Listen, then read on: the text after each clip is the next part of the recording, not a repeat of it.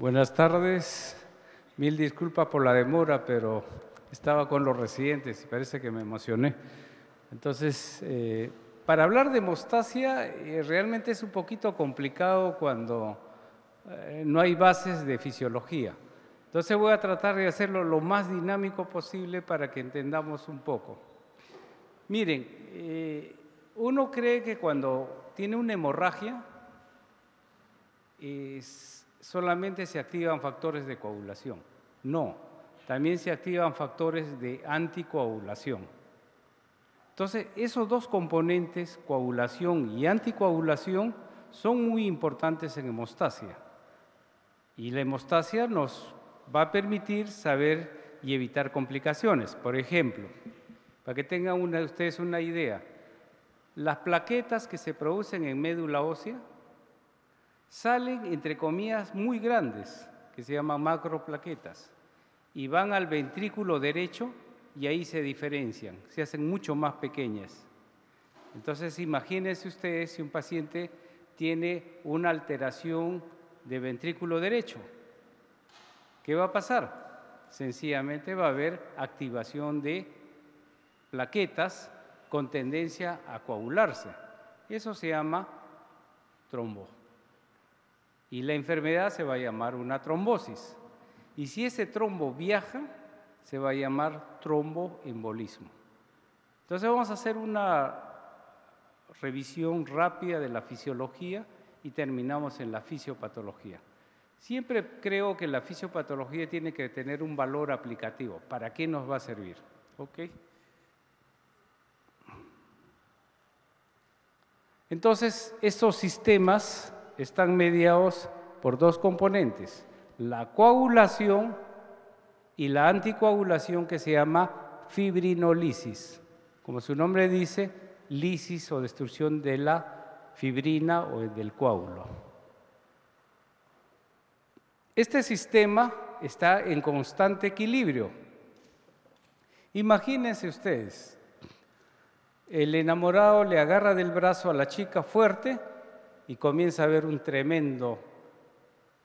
tremenda mancha azul que se llama equimosis.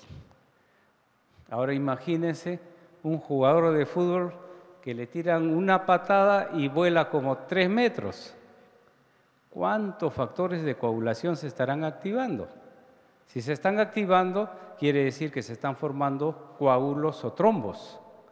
Si no funcionara la parte contraria de fibrinolisis, ese coágulo podría ir al cerebro y producir un trastorno que se llama accidente cerebrovascular, o también ir al corazón y producir un paro cardíaco. O si quieren, mucho más práctico, esos pequeños coágulos pueden ir acá a los capilares de los dedos, que saben ustedes, mide una micra, y no dejar pasar la sangre, producir necrosis de los miembros tanto superiores como inferiores. Entonces, este sistema está mediado por plaquetas y factores de coagulación, y en fibrinolisis el plasminógeno, que es muy importante, que participa en la destrucción de la fibrina. Entonces, el sistema hemostático tiene estos 5 componentes: las plaquetas, que se producen en la médula ósea, los factores de coagulación, que en su gran mayoría son hígado dependientes, o sea, se producen en el hígado, los inhibidores, que se encuentran en el plasma, los factores fibrinolíticos y las células endoteliales. ¿Qué cosas son las células endoteliales? Son las células que conforman el vaso sanguíneo. Esto es muy importante, porque la única manera que se formen los coágulos son en los vasos sanguíneos, no hay otro sitio. Entonces, las plaquetas se encargan de formar el tapón hemostático, los factores de coagulación forman la fibrina y los inhibidores lo que hacen es localizar el coágulo e impiden que este coágulo se vaya a otro sitio y produzca la lesión. Estos son los 3 componentes, repitiendo: plaquetas, el trombo, factores de coagulación, fibrina, y factores inhibidores que vienen a ser, que impiden que este coágulo se vaya a otro sitio, o sea, la destrucción. ¿Qué cosas son los factores fibrinolíticos? Definitivamente son enzimas que hacen que el coágulo se disuelva en el área lesionada, y las células endoteliales son los que van a liberar factores de coagulación para activar inhibidores y activar la fibrinolisis, o sea, que una vez que se forma el coágulo. A verlo, si lo vamos a hacer bien práctico.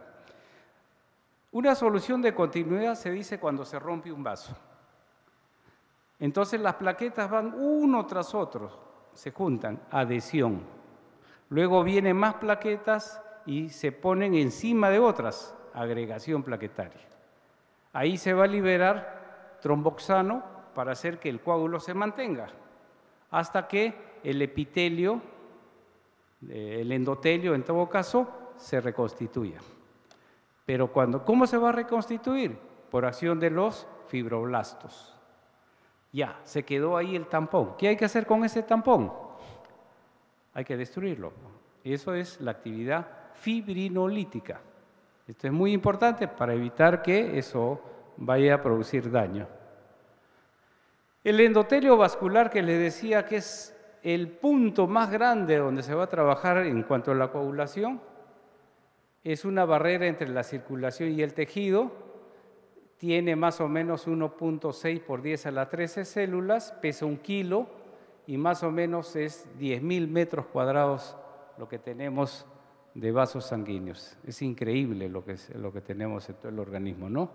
Y va a participar en la regulación a través de la formación de óxido nitroso, prostaciclinas y factores activadores de plaqueta. Entonces, el sistema hemostático depende de las proteínas de la coagulación, de la fibrinolisis, es decir, es un equilibrio. Los megacariocitos vienen a ser las células que van a formar las plaquetas. Esto es muy importante. Las plaquetas no son células, las plaquetas son restos celulares. Cada megacariocito más o menos da 300 plaquetas. Recuerda que son plaquetas grandes que salen de la médula ósea y a nivel de aurícula y ventrículo derecho recién se van a diferenciar. La eliminación de estos productos de la coagulación se produce de la fibrinolisis, o sea, los productos van al RES, al retículo endoplasmático, sistema retículo endotelial, perdón, que quiere decir hígado y vaso, donde se van a terminar de destruir. Entonces, este sistema hemostático depende de este equilibrio que se pueda producir en cada uno de ellos. Ahí viene el problema. ¿Qué pasa cuando falla alguno de ellos? Si no se forma el coágulo, ¿qué va a dar? Hemorragia. ¿Qué pasa si hay exceso de coágulos? Trombosis. ¿Quedó claro entonces? Un comentario solamente. ¿Cómo yo podría saber que hay trombosis? Porque se va a formar una sustancia extraña, diferente, que se llama dímero D. El dímero D es entonces un indicador de trombosis. Entonces, ¿qué va a pasar en la formación de este coágulo si produce hemorragia? ¿Por qué puede ser? Porque no se forme el coágulo o porque haya más destrucción del tampón, o sea, se llama incremento de la fibrinolisis. Eso ocasiona entonces una hemorragia. Y al revés, el exceso. ¿Por qué puede haber trombosis? Porque disminuye los anticoagulantes naturales y el sistema fibrinolítico no funciona. La coagulación, en cuanto a la hemostasia, son de dos tipos, primaria y secundaria. La primaria mediada por plaquetas y la secundaria por factores de coagulación. ¿Quedó claro? Por una definición simple. Entonces, la coagulación son de dos tipos, primaria y secundaria. Una mediada por plaquetas y el otro por factores de coagulación. Y habíamos dicho hace un rato la función de las plaquetas, la adhesión o adherencia, la agregación y la contracción. ¿Qué es la contracción? Como ustedes saben, cuando se rompe el vaso sanguíneo se produce una vasoconstricción, pero ese es el efecto del tromboxano. ¿Quién produce el tromboxano? Las plaquetas. Y aquí están viendo ustedes las plaquetas circulantes en la sangre. Acá hay un daño en el vaso sanguíneo y las plaquetas se van uniendo uno tras otro para producir el fenómeno de adherencia o adhesión y luego la agregación. Ahí tenemos la agregación plaquetario y nos falta que el vaso sanguíneo, una vez que ya está, digamos, solucionado por el problema de fibroblastos y todo, este vaso sanguíneo se dilate y eso es por acción de la prostaglandinas. ¿Saben qué es esta célula?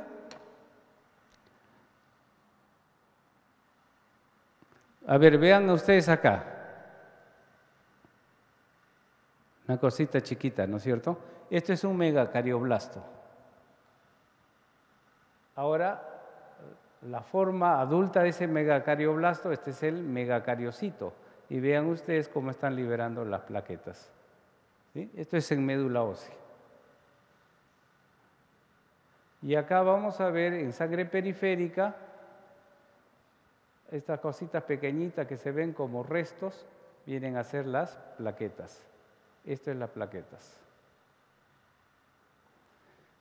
Entonces, no nos olvidemos que el sistema de coagulación por daño vascular se produce primero el fenómeno de adherencia, luego la de agregación y luego de secreción de tromboxano. Posteriormente hay que relajar y eso es por acción de prostaglandinas. Pero acá hay otro componente, así no es tan fácil como de las plaquetas. Este es el factor von Willebrand, que es dependiente del factor 8, que va a participar no solamente en el tema de la agregación de la adhesión de la plaqueta, sino como un componente de mayor ligazón en este trombo, ¿no? Y ahí vamos a ver cómo se están adhiriendo, cómo se están agregando y cómo se activan los factores de coagulación después de la actividad hemostática secundaria.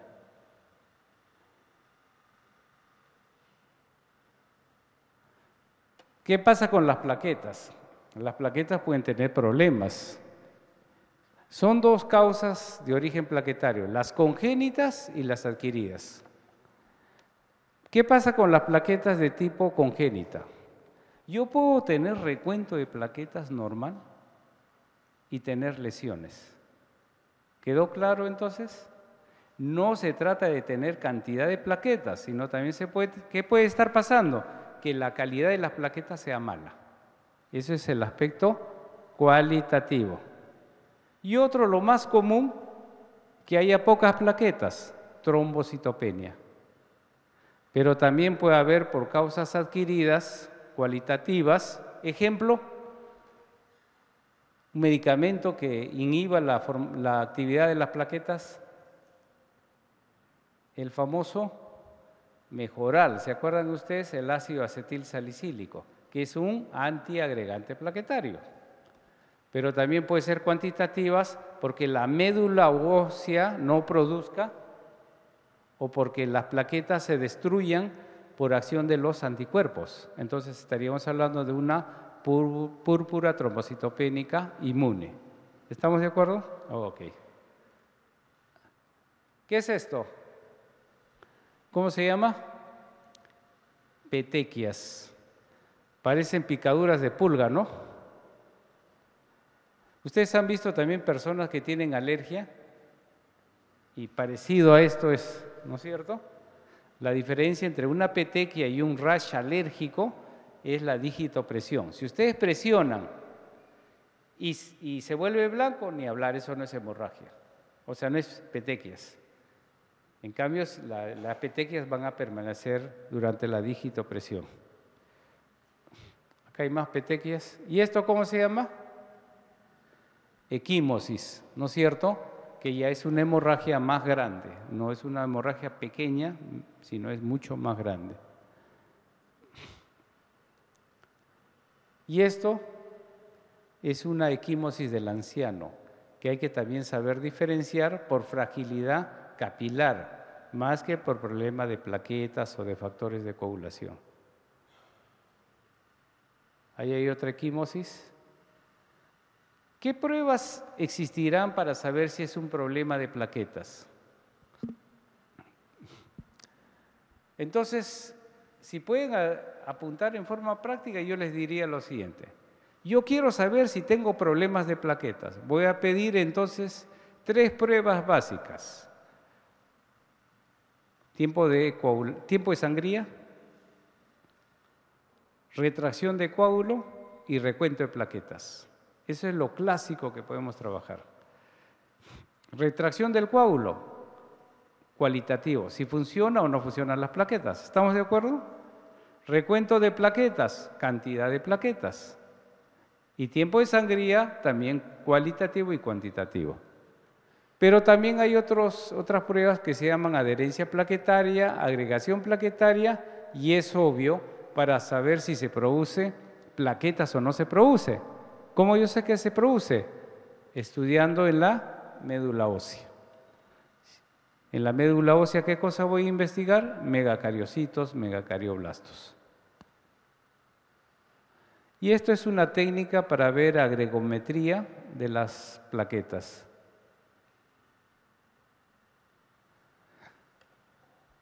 Y ahí viene lo que todos nos atormentan en fisiología, ¿no es cierto? Factores de coagulación.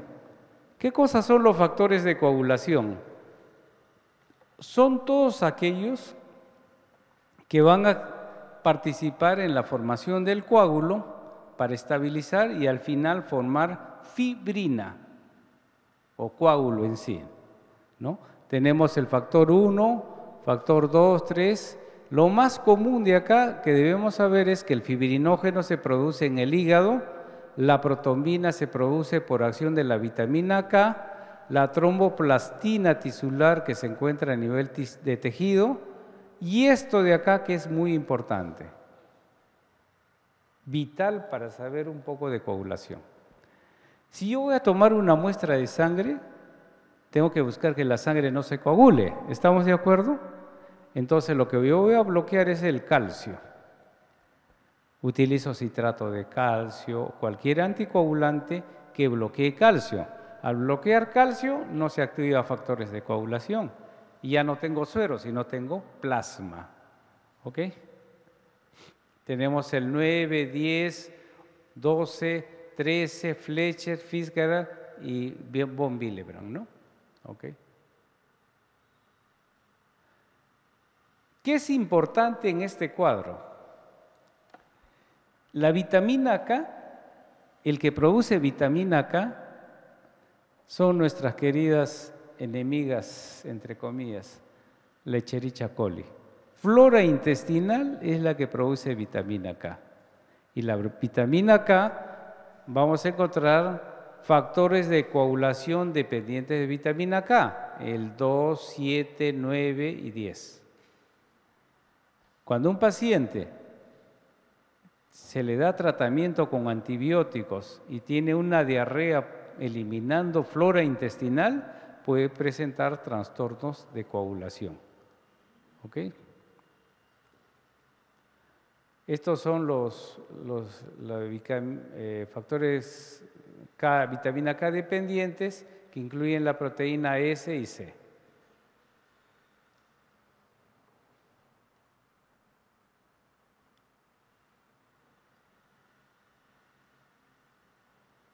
Entonces, ¿cómo se va a producir estos factores de coagulación y en qué momento? Definitivamente cuando hay una lesión vascular. Vamos a tener la activación del factor 10A, factor 5A, factor 10, 7, 7A y activación con el fibroblasto para la migración de plaquetas y producir lo que se llama el trombo. Un comentario que de repente les puede ayudar. El factor 5 se encuentra en el plasma fresco congelado. Es el único factor disponible, digamos, en los bancos de sangre que se puede dar cuando hay un paciente con deficiencia de factor 5 congénito. El factor 8 también se encuentra en este plasma fresco congelado.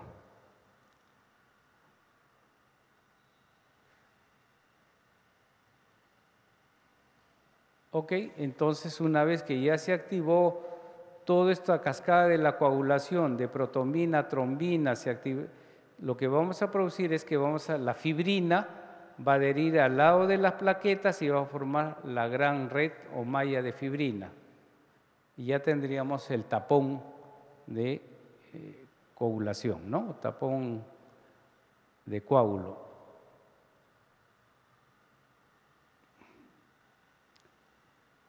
Ahora, ¿qué hacemos con el coágulo? Ese coágulo se puede desprender, ir al cerebro y matar, ¿no es cierto? Es decir, producir una trombosis.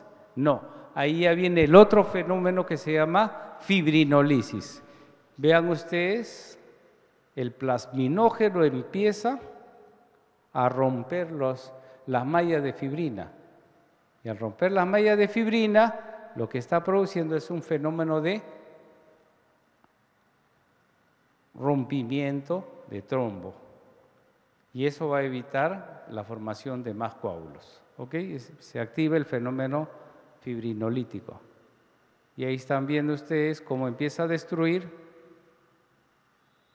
Y también es muy importante porque no solamente va a hacer el efecto del plasminógeno, sino también va a haber una actividad de anticoagulación. ¿Se acuerdan qué células producen heparina? Células cebadas y basófilos. Tienen gran cantidad de heparina. Entonces también se produce un fenómeno de anticoagulación. Hay otros componentes naturales también, como son la antidromina 3,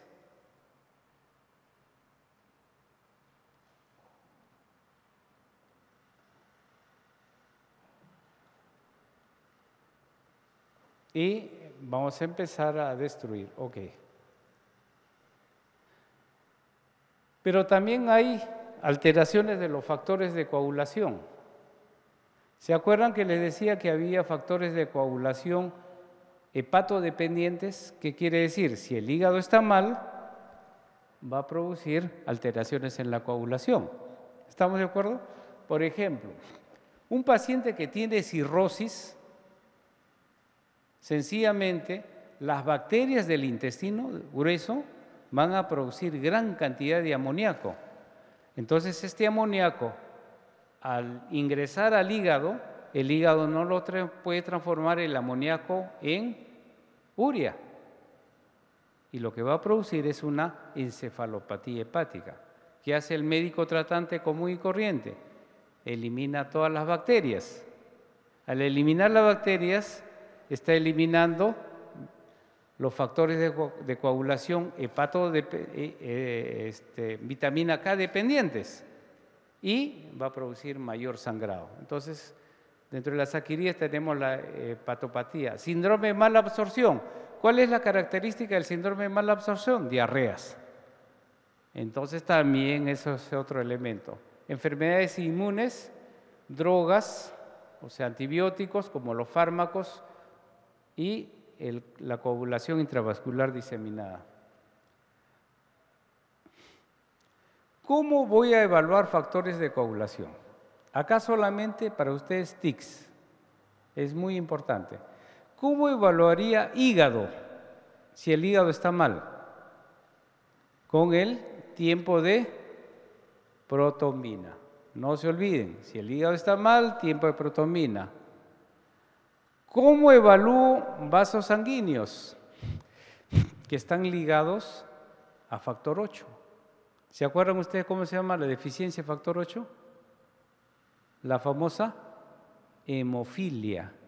La hemofilia 8 o hemofilia A se detecta con el tiempo parcial de tromboplastina activado. Normal es 35 más o menos 10.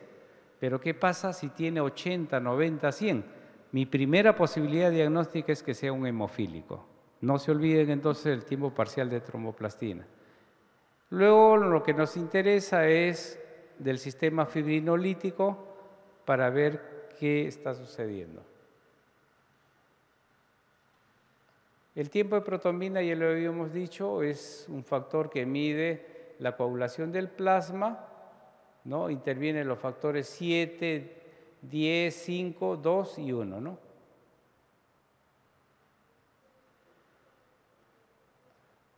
¿Cómo mido el tiempo de protrombina? Antiguamente se medía el plasma del paciente con un reactivo, pero mi laboratorio daba pues 11 segundos, el laboratorio del frente decía 15 segundos y el otro 17 segundos normalmente. Entonces cada uno tenía su referencia. Pues eso se acabó, ahora se mide el INR, que es el tiempo de protrombina del paciente con el tiempo de protrombina control, y los valores normales son 1 a 1.5. Pero esto hay que corregirlo con un factor que se llama ISI. Ese factor de ISI y me va a decir cuánto tiempo de protrombina. ¿Por qué es importante este INR? Porque me sirve tanto para la profilaxis como el tratamiento de la anticoagulación. Estos son los valores referenciales de 2 a 3 para profilaxis y el tratamiento de 3 a 4.5. Supongamos que un paciente tiene una cirugía cardiovascular, entonces está anticoagulada, se me puede ir al otro lado, ¿no es cierto? Mayor de 6, entonces es obvio que ese paciente se puede morir por una hemorragia. Entonces este tiempo parcial de tromboplastina activado es muy importante porque de alguna manera me mide factor 8 en el caso de los hemofílicos. Pero ¿qué cosa podría suceder? Que el reactivo esté malo. ¿Estamos de acuerdo? Entonces, para evitar eso, yo lo que hago es añadirle un plasma de una persona sana y de alguna manera se va a corregir.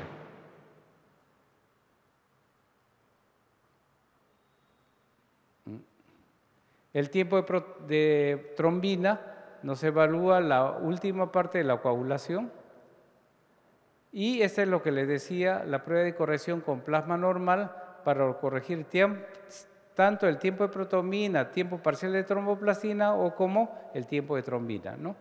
De alguna manera, si se corrige, es que el paciente está mal. Acá hay que tener mucho cuidado con hacer las pruebas de coagulación. Hace ya bastante tiempo que ya no se hace pruebas de coagulación, tiempo de coagulación. O sea, el tiempo de coagulación ya hoy no se utiliza. Lo que se utiliza es el tiempo de sangría que habíamos dicho para plaquetas. Y las pruebas de coagulación se pueden corregir utilizando una proporción de anticoagulante con la cantidad de hematocrito. Ahora viene el otro efecto. Ya hablamos de coagulación, ahora vamos a hablar de anticoagulación o el aspecto fibrinógeno, de fibrinolítico. ¿Cuál era el factor más importante? ¿Se acuerdan esto de acá? El plasminógeno, ¿no es cierto? Que es muy importante y apunten esto que es ideal, importante, la alfa-2 macroglobulina. La alfa-2 macroglobulina nos indica, si está incrementado el alfa-2 macroglobulina, nos dice que hay fibrinolisis. ¿Estamos de acuerdo? Y se acuerdan que les había dicho, el efecto contrario, ¿cómo se llamaba para cuando hay trombosis? ¿Qué prueba era? Dímero D. ¿Quedó claro entonces? Para efectos de trombosis, dímero D. Para aspecto de fibrinolisis, alfa-2 macroglobulina. Como algo mucho más práctico que podrían tener la parte clínica, ¿no? Entonces, esto Todos tenemos esto, anticoagulantes naturales. ¿Cuáles son? La titromina 3, proteína S, proteína C, cofactor 2 de la heparina, inhibidor de la coagulación extrínseca, C1 inhibidor, alfa-1 antitripsina, inhibidor de la proteína C, etc. Eso tenemos de anticoagulante natural. Si no tuviéramos eso, haríamos trombosis a cada rato. Este señor Virchow, en 1800 ya nos habló de este mecanismo de equilibrio entre lo que circula en la sangre. ¿Qué pasa si la sangre es viscosa?